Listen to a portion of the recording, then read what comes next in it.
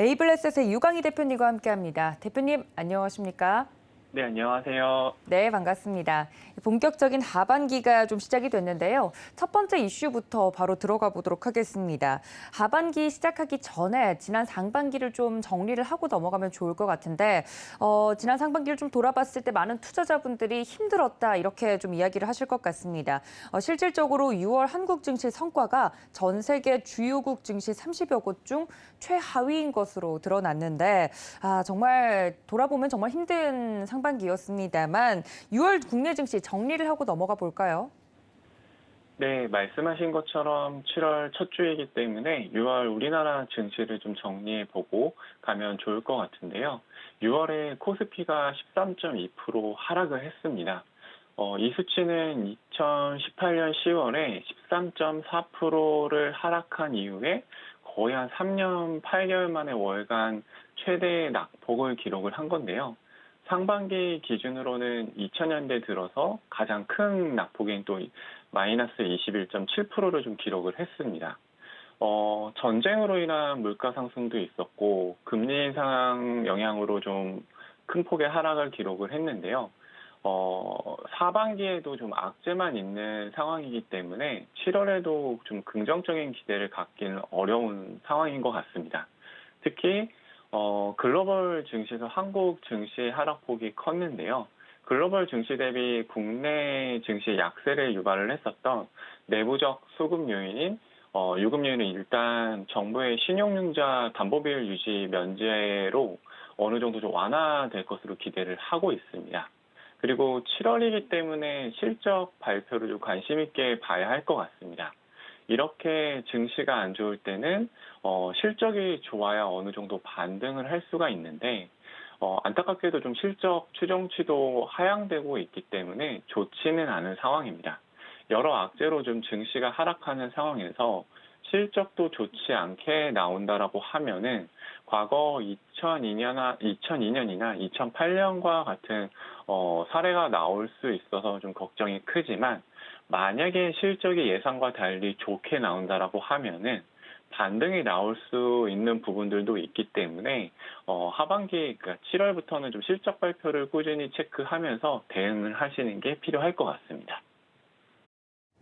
네, 6월 국내 증시 좀 돌아보면서 하반기 준비 자세를 다시 한번 말씀을 해주셨는데 두 번째 이슈로 좀 넘어가 보겠습니다. 말씀해 주셨던 것처럼 이렇게 국내 증시가 좋지 않다 보니까 금융당국이 말씀을 해주신 것처럼 이야기를 좀 해주고 있습니다만 주가 하락을 좀 방어하기 위해서 여러 가지 조치를 좀 취한다고 하는데 그중에서도 공매도에 대한 특별 점검을 하겠다 이야기가 나오고 있습니다. 자세한 내용 짚어주시죠.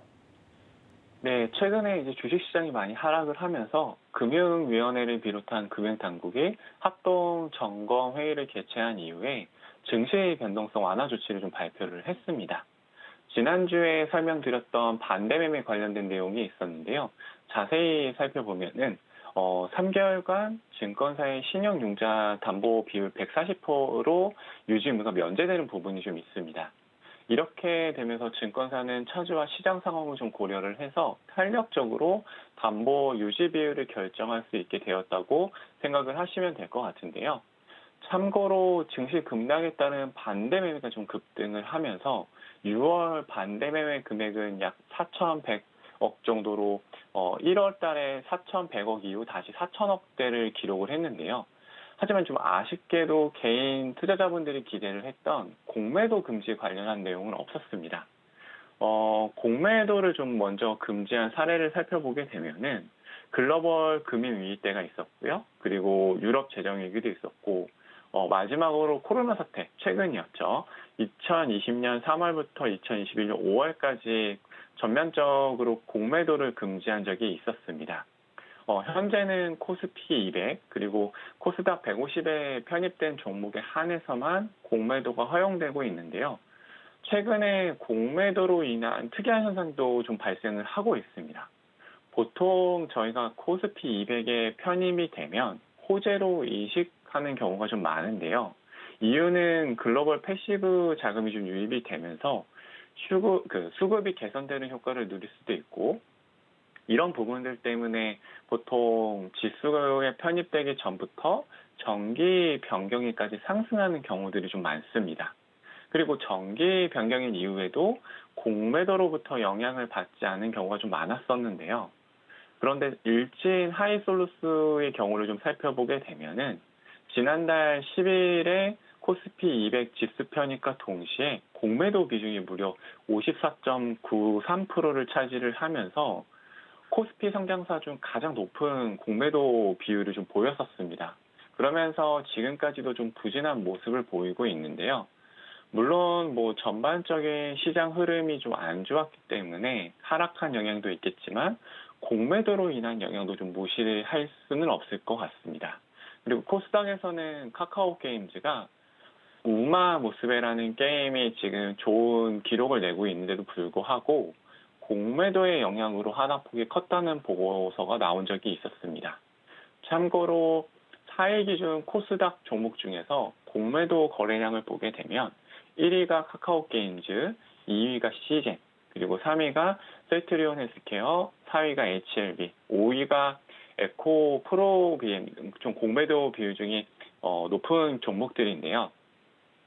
이렇게 공매도 거래량 상위권에 있는 기업들의 경우를 좀 보게 되면은 개인 투자자 비중이 높고 하락폭이 좀 크다 보니 개인 투자자 분들의 입장에서는 공매도 금지가 이번에 포함이 안 된 게 좀 많이 아쉬운 부분이 있을 것 같습니다. 참고로 한국증권거래소의 경우에는 공매도 관련된 부서 인원을 충원을 하거나 특별 점검을 실시하는 등의 방법으로 시정 교란을 좀 살펴본다고 했기 때문에 관련해서 좀 당국의 대응을 좀 지켜보면 좋을 것 같습니다.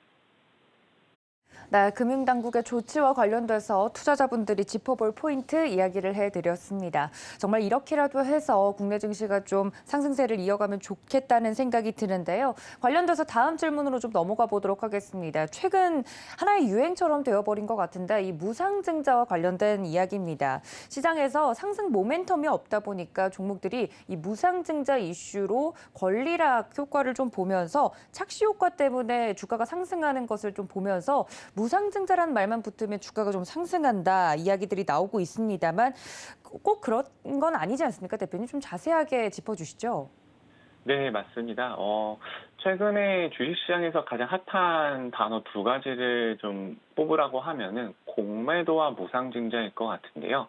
이제 무상증자라는 거는 신주를 발행해서 기준 주주분들에게 일정 비율로 나눠주는 것으로 생각을 하시면 될 것 같고요. 이렇다 보니 좀 시가총액에는 변화가 없습니다. 하지만 무상증자가 결정이 되면 권리락이 발생을 하게 되고 주식 수가 늘어난 만큼 같은 비율로 주가가 떨어지면서 주가가 좀 저렴해 보이는 효과가 발생을 합니다. 이렇게 되면은 기존에 비싸서 못 샀던 분들도 거래에 참여를 하게 되고 주가가 저렴하다 보니 거래량이 늘어나는 효과가 있는데요. 그러다 결국 주식 발행량이 늘어나면서 주식의 가치가 희석되는 부분들이 있기 때문에 개인적으로는 단기적으로는 호재인 경우가 많고 장기적으로는 악재로 해석되는 경우가 좀 많다라고 생각을 하고 있습니다. 최근에 이런 무상증자를 했던 기업들이 좀 급등하는 사례가 많이 나오고 있는데요. 가장 대표적인 기업들이 노터스와 공구음원일 것 같습니다. 노터스는 권리락 발생일이었던 5월 31일부터 지난달 9일까지 6거래일 연속 상한가를 기록을 이어가면서 37,000원대까지 갔었습니다. 그러나 결국 큰 폭의 하락을 좀 기록을 하면서 현재는 7,000원 초반의 거래가 되고 있는데요. 공구음원 역시 무상증자 발표를 하면서 큰 폭의 상승을 기록을 하고 있고 어제도 상한가를 기록을 했는데요. 잘 아시겠지만 주식은 계속 상승만 할 수는 없기 때문에 이렇게 된다라고 하면 나중에 좀 고점에 매수를 하신 분들의 경우에는 좀 손실이 나올 수도 있는 부분들이 있기 때문에 이런 무상증자로 인해서 좀 급등하는 종목들을 거래를 하실 때는 어느 정도 하락을 할 수 있다라는 부분들을 고려하시고 거래를 하시는 게 필요할 것 같습니다. 네, 최근 우리 주식시장에서 핫한 키워드 공매도와 무상증자, 그중에서 무상증자 효과로 인해서 지금 현재 주가가 상승이 일어나고 있는 종목들이 많기 때문에 이 점에 대해서 다시 한번 짚어드렸습니다. 마지막은 글로벌 이슈를 하나 좀 짚어볼 텐데요. 현재 시간으로 4일 스위스에서 개막한 우크라이나 재건과 복귀를 논의하는 우크라이나 재건 회의와 관련된 내용입니다. 우크라이나가 전쟁으로 좀 초토화가 됐기 때문에 이걸 다시 재건하려면 어느 정도 비용이 들겠다, 구체적인 숫자가 나온 것으로 이야기가 나오고 있는데 그 안에서 우리나라 건설사들이 만약에 들어간다면 좀 수혜를 볼 수 있겠다 이런 이야기들도 나오고 있습니다. 자세한 내용 짚어주시죠. 네, 7월 4일부터 오늘까지 이틀간 스위스 루가노에서 우크라이나 재건 회의가 열리는데요. 이 회의 같은 경우에는 우크라이나 재건 및 복구를 논의하기 위해서 처음으로 열리는 고위급 국제 회의라서 시장에서 좀 주목을 하고 있는 상황입니다. 화성으로 참석하는 젤렌스키 대통령을 포함해서 한 40여 개 국가와 주요 국제기구의 대표들이 참석하는 것으로 알려져 있는데요. 우크라이나는 지난 5월에 낸 보고서에서 러시아가 2월 24일 자국을 침공한 이후에 2달간 입은 직간접적인 피해액만 6천억 달러, 하나로 환산하게 되면 한 700조 이상이라고 밝혔는데요. 2020년 우크라이나의 GDP가 1,500억 달러였다는 것들을 좀 감안을 하면은 4배 수준의 피해가 발생을 했으니 피해가 정말 큰 상황인 것으로 짐작을 할 수 있을 것 같습니다. 특히 이제 전쟁 초기 2달간 러시아군의 포격이 좀 집중이 되면서 훼손된 도로의 길이가 이제 2만 3천 킬로미터 정도 되고 특히 도로, 주택, 공장, 공항, 철도 등 인프라 파괴 수준이 심각한 상황인 것으로 알려져 있습니다. 또 최근에는 러시아가 우크라이나를 침공한 이후에 도시와 마을이 3,600개 이상이 점령이 됐었는데요. 이 가운데 2,600개 이상은 지금도 러시아 통제를 받는 것으로 나타났습니다. 그리고 러시아 통제를 받았던 대부분의 도시가 파괴됐기 때문에 특히 이 부분에 있어서 재건이 많이 좀 필요한 것으로 알려져 있습니다. 이런 부분들을 고려를 했을 때 재건 사업이 진행이 되면 상당히 큰 규모의 재건 사업이 시작될 것 같은데요. 우리나라도 이 재건 사업에 참여를 희망을 하고 있고 최근에 우크라이나 부통령이 전후 재건과 관련해서 모듈러 주택, 그러니까 조립주택이죠.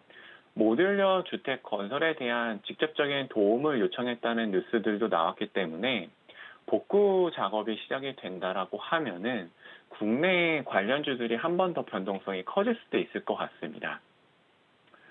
관련주들도 5월 전후로 계속 움직이는 모습을 보이고 있는데요.